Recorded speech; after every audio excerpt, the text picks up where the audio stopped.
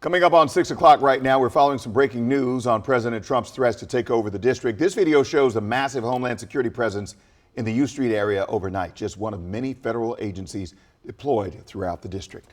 It comes just hours ahead of an expected announcement that President Trump may deploy the National Guard in D.C. Good morning to you. I'm Wisdom Martin. And I'm Annie Yu. We have team coverage for you this morning, breaking down the impacts on our communities. Jacqueline Quinn is live on U Street with more on the increased law enforcement presence and how neighbors and residents are responding. But we start with Jess Arnold, who is live outside the White House. And Jess, we know that this press conference from the president is expected to get underway around 10 o'clock this morning. What else are we expecting to learn from the announcement? Good morning. Good morning. Yeah, of course, expecting that official announcement of a National Guard deployment, as well as more details about the size of that force and any other plans he has for this continued takeover of D.C. as the president continues to mention. Now, a White House official did tell CBS yesterday that they have 450 federal law enforcement officers throughout the district as of last night. Now, we did not see as big of a presence Friday morning as we expected. We heard that deployment was going to begin at midnight, but it did ramp up throughout the weekend. And a White House official did say that they already made some arrests. I want to show you, though, a post on Truth Social that the president made yesterday. He made multiple teasing ahead to this 10 a.m. press conference. He said that it would be on crime and beautification. Now, he writes, "The homeless have to move out immediately. The criminals, we're going to put you in jail where you belong. There will be no more Mr. Nice Guy. We want our capital back." We've got to get the mayor to run this city properly. This city has to be run. You know, I have the right to take it over.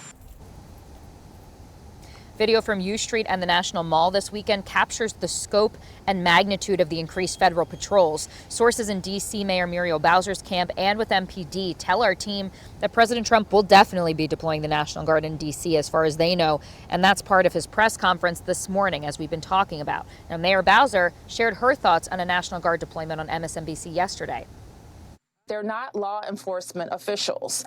These are men and women who leave their families to serve our country, and that is just not their primary role, to enforce local laws. So I'm concerned about that. We do need the federal government's help, as I mentioned, because they have an outsized influence on our criminal justice system. We need more prosecutors. We need more judges. Now, the last time the National Guard was deployed throughout the district was back in 2020 during the protests following George Floyd's murder, and that's also when President Trump was in office the first time. Now, his announcement on crime and beautification is expected, as we mentioned, at 10 a.m. this morning. But first, I want to send it out to my colleague, Jacqueline Quinn, who has more on how the community is reacting to all this.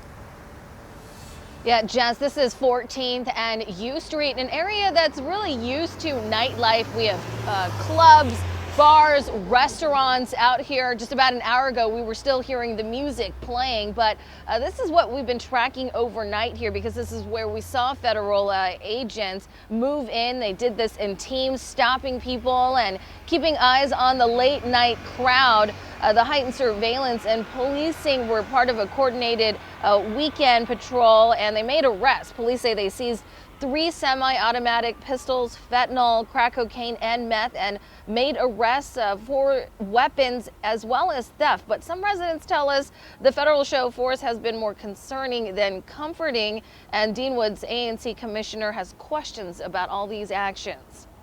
We were all sitting out here like, why was all this necessary? And I feel that the federal government has overstepped what we feel is their limits, right? There should be an understanding between the District of Columbia and the federal government about how we govern ourselves. So the residents really do have feelings about whether this is making them feel better, safer, and you're going to hear more from them in our next report in just about 30 minutes. For now, I'll send it back to you guys. We'll stay on top of this developing story and the big impact it could have on D.C. Be sure to download our WSA 9 app on your phone for breaking updates and watch us anytime on WSA 9 Plus.